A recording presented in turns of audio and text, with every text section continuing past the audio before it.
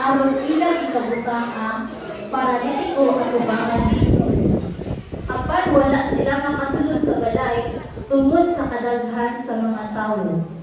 Busa, ilang gidala silang adto sa ato o giukam nila ang pipila kabahin sa ato.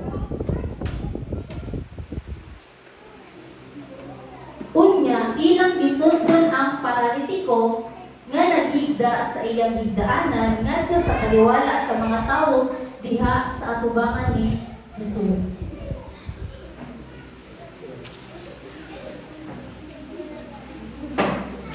Sa pagkakita ni Jesus sa kadakos sa pagsalig kaniya, miingon siya sa tawo. Higala, ipasaylo na sa Ginoo yung mga salita.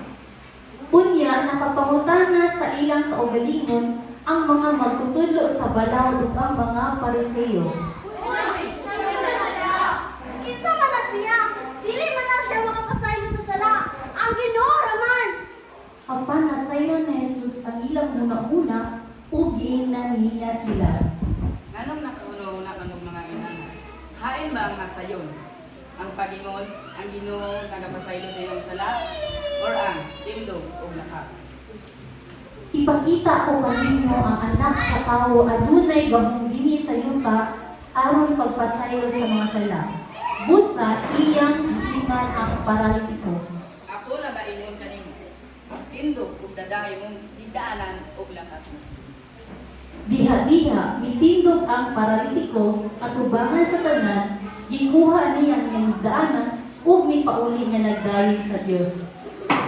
Gamhanan ng Diyos at tuwa sa dahigon. Mga ligala, ang Ginoo ang tuwa siya. Dialog mo yan sa akong balatianan. Gamhanan kayo siya ng pagkaginoo.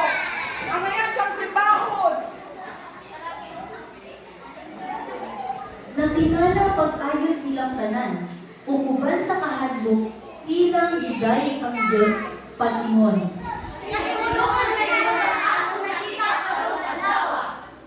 Amen. So, mao lang to ang ilahang role